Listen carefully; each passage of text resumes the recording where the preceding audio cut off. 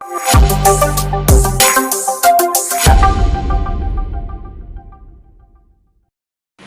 Mass മോട്ടോഴ്സിന്നാണ്. ഇത് ഹീറോൻ്റെ മാസ്റ്ററാണ് വണ്ടി, പഴയ മോഡൽ മാസ്റ്ററാണ്. അതിൻ്റെ എൻജിൻ വർക്കുമായി ബന്ധപ്പെട്ട ഒരു വീഡിയോ ആണ്. നിലവിൽ നമുക്ക് ഇതിൻ്റെ പിസ്റ്റൺ സിലിണ്ടറിനകത്ത് സ്ക്രാച്ച് വന്ന് പിസ്റ്റൺ പിടിച്ചേർന്ന ഒരു അവസ്ഥയിലാണ് നമ്മൾ വണ്ടി അഴിക്കുന്നത്. അപ്പോൾ ഞാൻ അതിൻ്റെ ഫുൾ ഡീറ്റെയിൽസ് ആദ്യത്തെ വീഡിയോയിൽ കൃത്യമായിട്ട് പറഞ്ഞിട്ടുണ്ട്. അപ്പോൾ നമ്മളിപ്പോൾ അതിൻ്റെ ഐറ്റം മാറ്റി ചെയ്യുന്ന ഒരു ഡീറ്റെയിൽസാണ് പറഞ്ഞത്. അപ്പോൾ നമുക്ക് മെയിനായിട്ട് നമുക്ക് ക്രാങ്ക് ഷാഫ്റ്റ് എന്ന് പറയുന്ന യൂണിറ്റ് നമുക്ക് 4020 രൂപ വില വരുന്ന സംഭവമാണ്. ക്രാങ്ക് ഷാഫ്റ്റ് മാറ്റുന്നുണ്ട്.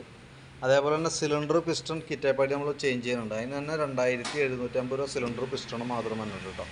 പിന്നെ അതിനകത്ത് നമുക്ക് 1-2 കേസുകൾ നമുക്ക് ലെയ്ത്ത് വർക്ക് വന്ന കേസല്ലോ. ഇതിനകത്ത് ഈ വാൽവ് നമ്മൾ പുതിയത് കൊടുത്തിട്ട് ലെയ്ത്തിൽ കൊടുത്ത് മാറ്റി കൊണ്ടുവന്നതാണ്. ഇതാണ് അതിൻ്റെ പഴയ വാൽവുകൾ. അതിൻ്റെ ഗൈഡൊക്കെ മാറ്റി വാൽവ് സീറ്റ് ചെയ്ത് റീസെറ്റ് ചെയ്ത് വന്നിട്ടുണ്ട്.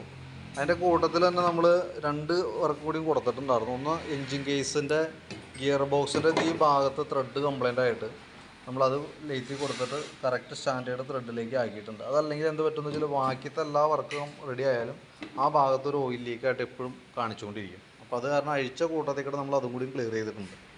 പിന്നെയുള്ളത് ഈ ക്യാം ഷാഫ്റ്റാണ്. ഈ ക്യാം ഷാഫ്റ്റ് നമ്മൾ സൈഡ് ബെയറിംഗ് മാറ്റാൻ വേണ്ടി കൊടുത്തു വിട്ടതാണ്. പക്ഷേ അവരത് ഡീറ്റെയിൽ ആയിട്ട് ചെക്ക് ചെയ്യുന്ന സമയത്ത് അതിൻ്റെ ഇവിടെ 1-2 സ്ക്രാച്ചസ് കോംപ്ലിക്കേഷൻ ഉള്ളതായിട്ട് കാണുന്നുണ്ട്. ഇവിടെയൊക്കെ നോക്കുമ്പോൾ ഇവിടെ ചെറുതായിട്ട് പിടിച്ചു തുടങ്ങിയിട്ടുണ്ട്.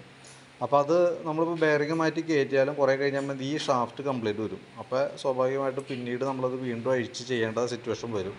അതുകൊണ്ടത് റീപ്ലേസ്മെൻ്റ് ആയിട്ട് ചെയ്യേണ്ടി വരും. അപ്പോൾ നമ്മൾ പറഞ്ഞിരിക്കുന്ന എസ്റ്റിമേറ്റിലടക്കം വേരിയേഷൻസ് വരും. കാരണം എന്ന് വെച്ചാൽ ക്യാം ഷാഫ്റ്റ് വരുമ്പോഴത്തേക്ക് 1109 രൂപ നമുക്ക് അതിന് മാത്രം തന്നെ ഉണ്ട്. അപ്പോൾ ആ ഒരു എമൗണ്ട് വ്യത്യാസം ഓൾറെഡി നമുക്ക് ആ മൊത്തം ടോട്ടൽ ബില്ലിലും വ്യത്യാസം വരും കേട്ടോ. നമ്മളത് റിപ്പയർ ചെയ്യുകയാണെങ്കിൽ നമുക്ക് ഏകദേശം ഒരു 300 രൂപ തീരണ്ട, 300-350 രൂപ ബെയറിങ്ങൊക്കെ മാറ്റി വരും. അങ്ങനത്തെ സാധാരണ വരാറ്. പക്ഷെ അത് ഓൾറെഡി ഇങ്ങനെ ആയതുകൊണ്ട് ചെയ്യാതെ തിരിച്ചു വിട്ടേക്കാണ് അവർ കേട്ടോ. അതൊക്കെ പുറത്ത് തന്നെ വർക്കുകളാണ് അതൊക്കെ. പിന്നെ അതിൻ്റെ ഗ്യാസ്കറ്റ് ഐറ്റംസൊക്കെ മാറ്റിയിട്ട് വേണം നമുക്ക് റീസെറ്റ് ചെയ്യാനായിട്ട്. ഗ്യാസ്കറ്റ്, ഗിയർ ബോക്സിൻ്റെ ബെയറിങ്ങുകൾ, എൻജിൻ ഓയിലൊക്കെ നമ്മൾ വീണ്ടും പുതിയത് ഫില്ല് ചെയ്യുന്നുണ്ട്. അപ്പോൾ ഇത്രയൊക്കെയാണ് മെയിനായിട്ട് നമ്മൾ അതുമായി ബന്ധപ്പെട്ട് ചെയ്യുന്ന വർക്കുകൾ, മാറ്റുന്ന പാർട്സുകൾ കേട്ടോ.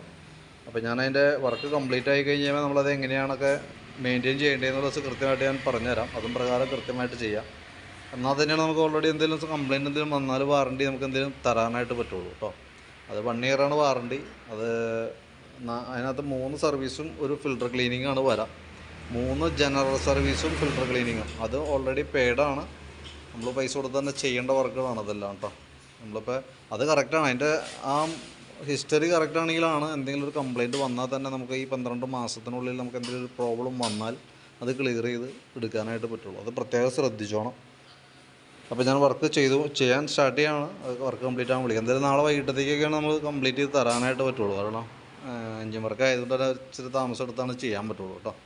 വർക്ക് കംപ്ലീറ്റ് ആയി കഴിയുമ്പോൾ കോൺടാക്ട് ചെയ്തോളാം. ഓക്കെ.